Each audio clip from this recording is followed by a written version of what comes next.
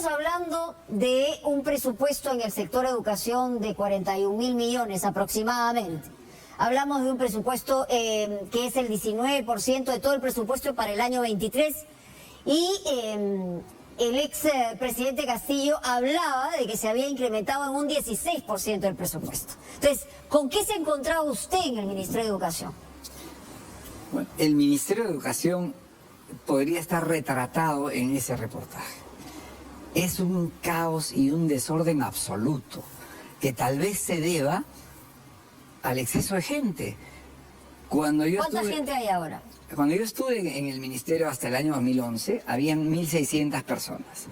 Hoy día hay 8.000, para ser menos inclusive. ¿Pero estamos hablando de qué? ¿De profesores, de administrativos? No, ¿de qué estamos hablando? Estamos hablando de de los nombrados, de los CAS, que eran contratos administrativos de servicios temporales y una ley los hizo permanentes, o sea que no podemos salir de ellos, son como 3.000, y órdenes de servicio.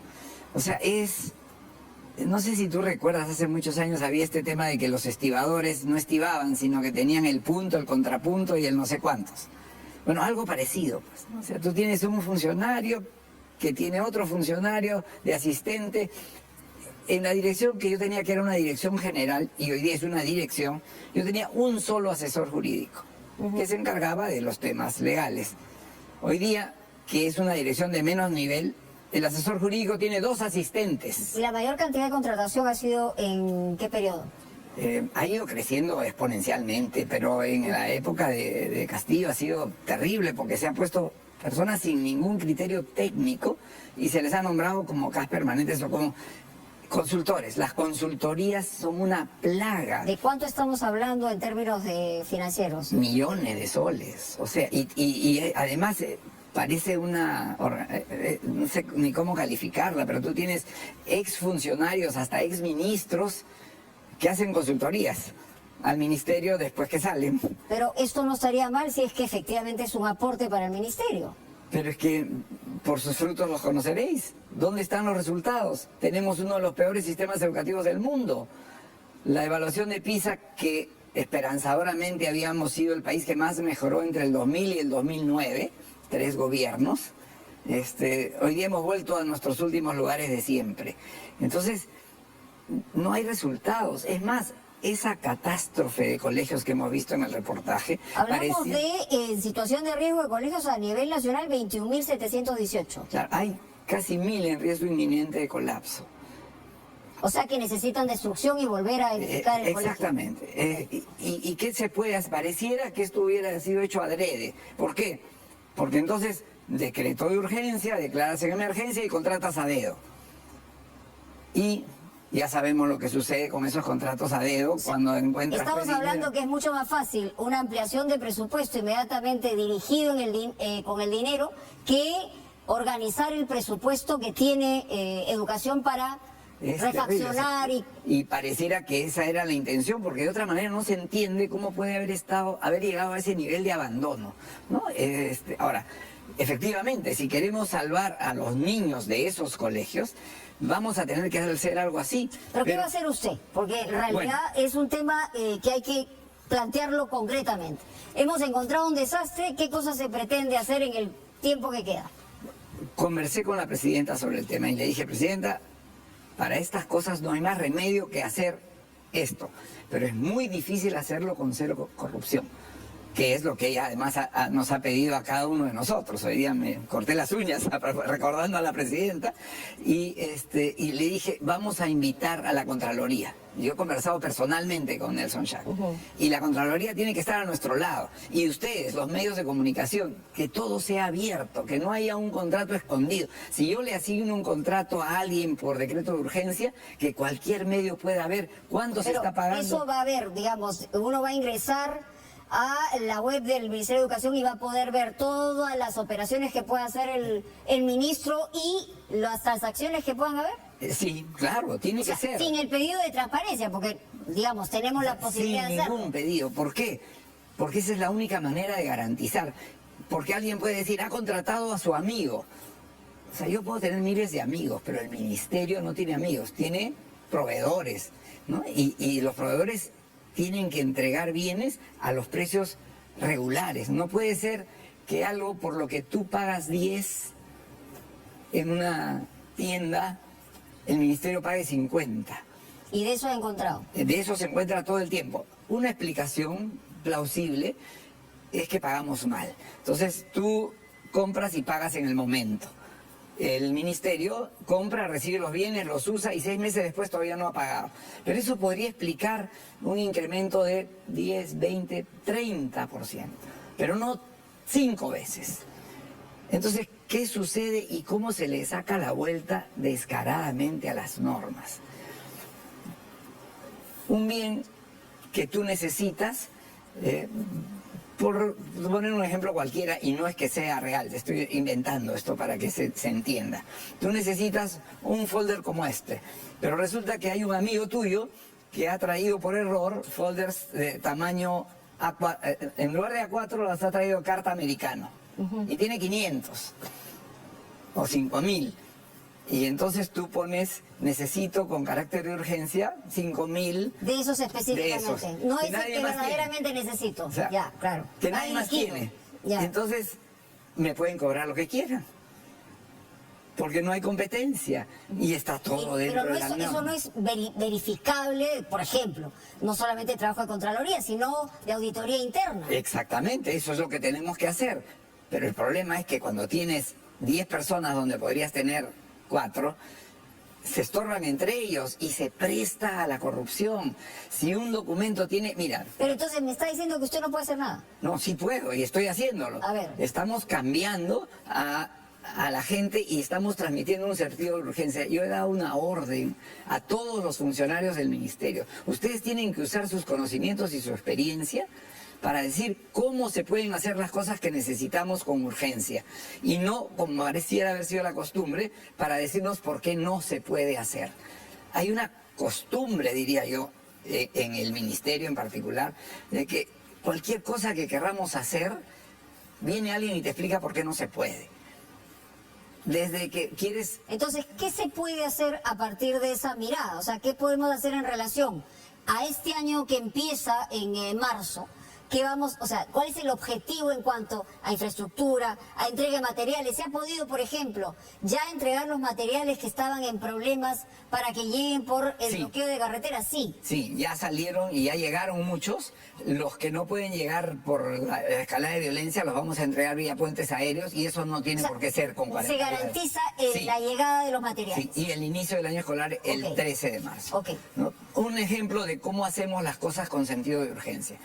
Tenemos los 950 soles de bono para los maestros y auxiliares que se iban a pagar en marzo. Nosotros nos comprometimos, el Ministerio de Economía y el sector de Educación, a que se pagaba en enero. Resulta que la primera reacción de los funcionarios es: no se puede porque falta X, no se puede porque falta Y. Y eso era literalmente cierto.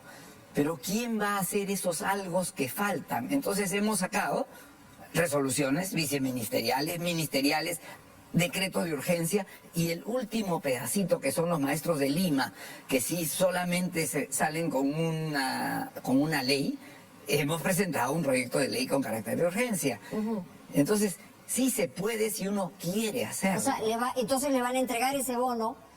Sí. ¿O ya se lo entregaron? Ya está en proceso de ser entregado. Hoy día he firmado, hoy día hace una hora he firmado la resolución transfiriendo a los gobiernos regionales más de 300 millones de soles para que puedan pagar a todos los maestros de provincias. Los maestros de Lima sí requerían un dispositivo legal y eso... Ellos tienen que esperar un poco. Sí, probablemente sea la primera o la segunda semana de febrero. Y usted me señalaba también lo siguiente, que por ejemplo, no sé si ya se entregaron o se van a entregar, este dinero directo a las cuentas de los directores en los colegios para, digamos, temas de mantenimiento, se habla de 150, 200 millones de soles, ¿ya se entregaron? El 31 de diciembre se transfirieron 150 millones a más de 16.000 directores de colegios. Y para este año tenemos 292 millones. ¿Y quién audita eso? ¿Quién ve que efectivamente se gasta en lo que se debe gastar? En primer lugar, hay unas normas muy estrictas respecto a en qué pueden gastar y tienen que presentar una liquidación. Es uno de los programas más exitosos y ya tiene como 15 años, porque los directores tienen que presentar una liquidación de en qué han gastado y tiene que ser, y esas liquidaciones son auditadas por los conductos regulares, pero además los mejores auditores de estos fondos son los propios padres de familia y los alumnos. La Contraloría General de la República ha desarrollado un programa por el cual los chicos se vuelven veedores, los ha entrenado. Y entonces ahí tenemos ojos y oídos en todo el país. Una crítica que se le ha hecho a su gestión en el Ministerio de Educación es que usted ha intentado debilitar el Consejo Nacional de Educación. Ha señalado que en este ente autónomo se debe reducir el mandato de 6 a 3 años y ya no tendrá 25 integrantes, sino 12 integrantes. ¿Por qué lo ha hecho? Hay varias razones. Una es que la Ley General de Educación establece, porque está vigente, desde el 2003, que por una ley debería regularse el funcionamiento del Consejo Nacional de Educación. Parece que a nadie le ha importado mucho este organismo porque tiene 20 años y eso no se ha dado. Sin embargo, dice también que en tanto no se pueda, se maneja por decretos supremos. Entonces hay un decreto supremo, hay un segundo decreto supremo, y los decretos supremos se modifican con otro decreto supremo. Es más, estaba tan acostumbrado el Consejo a hacerlo de esa manera que en un oficio de marzo del año pasado ellos sugieren que el ROF del Ministerio le reduzca funciones. Entonces, ¿qué hemos hecho? Lo estamos ordenando para que responda más a sus propios fines. Bueno, es un ente autónoma y era el fin era que no es que dependiera del Ministerio de Educación, sino tenía una mirada independiente. Está adscrito. Pero mira, no hay un solo ministro que tenga un consejo de 25 consejeros. Para todo el país somos mucho menos ministros. 25 es un número, es una asamblea, no es un consejo. Entonces, pero ellos mismos lo que señalan es que lo que ha pasado es que el ministerio o el ministro no ha aceptado esa postura crítica que ha tenido en la intervención policial de San Marcos. Esa es la razón y el argumento que han señalado sobre la crítica. Y se lo pregunto directamente. Mira, a la gente le gusta atribuir causalidad a cosas que no lo son. Estábamos revisando el tema de esta ley abandonada por 20 años y que teníamos que hacer algo para mejorar. Teníamos referencias de varios ex consejeros con los que yo me he entrevistado desde que ocupé la cartera, antes de que hubiera ninguna crítica ni nada, y ellos me decían que una cosa que le faltaba y la razón por la que se habían ido algunos de ellos del Consejo es por la falta de pluralidad. Y además, por la falta de requisitos exigentes. Te puedes imaginar que hay consejeros o consejeros que no han terminado la universidad y ellos son los que asesoran al ministro, a los directores generales a quienes les exigimos maestrías y doctorados. Claro, pero dentro de los estatutos ese consejo podía entrar personas que no hayan terminado la universidad, o sea, estaba dentro de la ley. No estaba regulado, o sea, no estaba regulado. Y tiene que estar, pues eso es lo que queremos hacer. Queremos exigir idoneidad, hay una ley de idoneidad que a los funcionarios públicos nos exigen cumplir con ciertos requisitos. Sí. ¿Por qué no los van a tener lo que se supone que es un consejo de sabios? ¿Por qué de ese consejo se tiene que ir gente valiosa porque considera que no hay pluralidad? Y eso no lo estoy diciendo yo. ¿Y en qué sentido no hay pluralidad? Es decir, ¿era una sola mirada, una mirada distinta a la que el ministerio tiene? O... No, o sea, distinta en buena hora. Es más, el día de hoy he conversado con una persona con la que hemos tenido serias diferencias. Una persona muy respetada en el mundo de la educación, que me ha criticado mucho en mi anterior gestión, y en buena hora porque es la crítica valiosa. Es una persona que el país considera valiosa y él ha sido uno de los que me dice, ¿no? Han sido por lo menos 3 o 4 que me dicen, me fui porque no había pluralidad. Okay. Dos preguntas porque se me va el tiempo. Usted ha señalado que hay una especie de ejército mirando todos los libros de texto. ¿Hay alguna intención de revisar y por qué los libros de texto? Lo primero es que hay una norma legal que obliga a que los textos sean revisados por los padres de familia. Entonces, además hay hasta el cansancio nos han señalado que habían textos en los que habían enlaces a internet donde encontrabas videos pornográficos. Entonces, Pero eso fue un caso puntual, entiendo, y después ya no ocurrió. Porque se revisa. Entonces es importante revisar. No es censura, es que tenemos que asegurarnos de que las cosas se hacen bien. Sin embargo, los materiales toma tiempo editarlos y producirlos. Nosotros los hemos encontrado listos para distribuir, prácticamente embalados. O sea, no vamos a recoger, no vamos a dejar de entregarlos porque alguien no haya hecho su tarea si es que no los revisaron adecuadamente. Lo vamos a hacer. Te señalo como anécdota que el diseño curricular de secundaria de educación bilingüe, que es importantísimo, es un documento que está durmiendo en una oficina del ministerio desde hace 2 años, esperando ser revisado. Esa es la velocidad que parecía ser estándar en el ministerio. Una última cuestión, me encantaría seguir hablando de educación, pero quiero preguntarle puntualmente sobre el mensaje de la presidenta Boluarte, ¿no? Y este sentido de urgencia que está exigiéndole al Congreso, que la pelota está en el Congreso para el adelanto de elecciones. ¿Cuál es su punto de vista? Totalmente de acuerdo. O sea, los que estamos con la presidenta, los que la hemos conocido recién, nos hemos... ¿Es su caso? Es mi caso, sí, yo la conocí el día que me entrevistó para ser ministro. Y ella me ha sorprendido gratamente por la vocación conciliadora y su capacidad de diálogo y de insistir con la pacificación y la concertación cuando muchos pensamos que no hay otra salida. Y ella sigue, digamos, empecinada en que el diálogo y la concertación son el camino y que no quiere quedarse si no hace falta. Pero renunciar no resuelve nada, podría complicar más las cosas, pero ella, teniendo el derecho constitucional a quedarse hasta el 2026, muy rápidamente dejó eso de lado y dijo, no, mi gobierno va a ser de transición y me voy cuando me han dicho que es lo más rápido que puedo irme, que era abril del 2024. Claro, pero ahora se habla del 23, claro, como sentido de urgencia. Exactamente, porque le han dicho que es factor. Los mismos que dijeron que no se podía en el 24, ahora le dicen que se puede en el 2023. Bueno, pues ahí está la presidenta diciendo, si se puede el 2023, me voy el 2023, porque eso es lo que hace falta para pacificar el país. Sí, pero dejemos de matarnos una sola entre cosa nosotros. que usted quisiera hacer si es que se van el 23, porque se tendrían que ir todos, en el sector educación. En el sector educación, reparar los colegios que están en riesgo inminente de colapso. Sí. Que empiece bien el año escolar. Y hay dos sueños que son... En corto tiempo.